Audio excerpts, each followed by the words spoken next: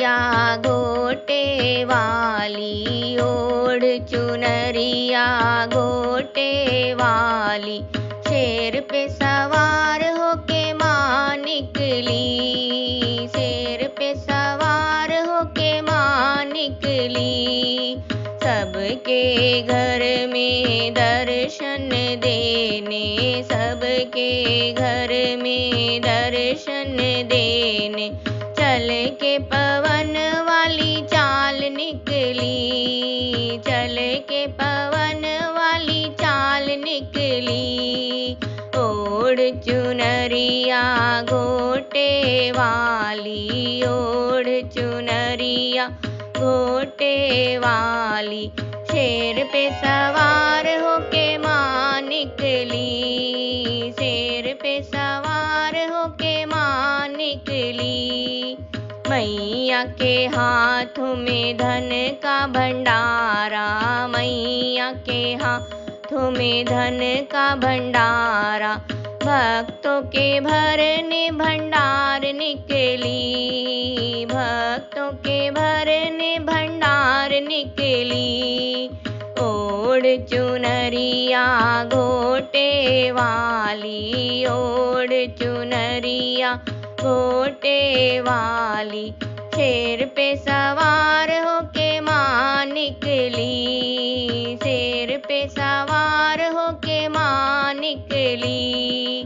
मैया के हाथों में खड़ग खप्पर, मैया के हाथों में खड़ग खप्पर, पापियों का करने संहार निकली, पापियों का करने संहार निकली।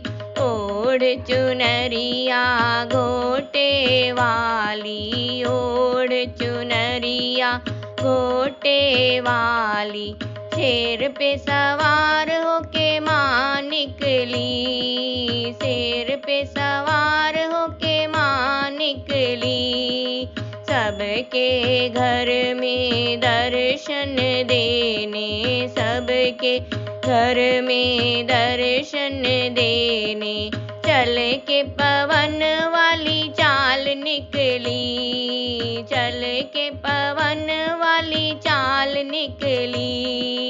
मैया के हाथों में सुआ सुआ चोला, मैया के हाथों में सुआ सुआ चोला, बेटियों को देने सुहाग निकली, बेटियों को देने सुहाग निकली।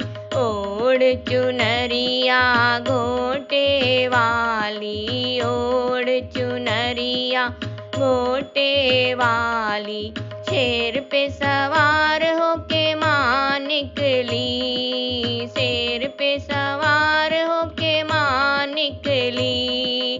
सबके घर में दर्शन देने, सबके घर में दर्शन देने, चल के पवन वाली चाल निकली, चल के पवन वाली चाल निकली। मैया के चरणों में अमृत की धारा, मैया के चरणों में अमृत की धारा, भक्तों का करने कल्याण निकली, भक्तों का करने कल्याण निकली। ओढ़ चुनरिया घोटे वाली, ओढ़ चुनरिया घोटे वाली, शेर पे सवार होके माँ निकली, शेर पे सवार होके माँ निकली।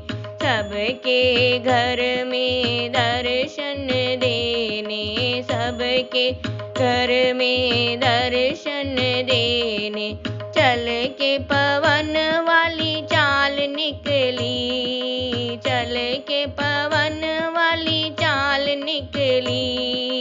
ओढ़ चुनरिया घोटे वाली, ओढ़ चुनरिया घोटे वाली, शेर पे सवार होके माँ निकली।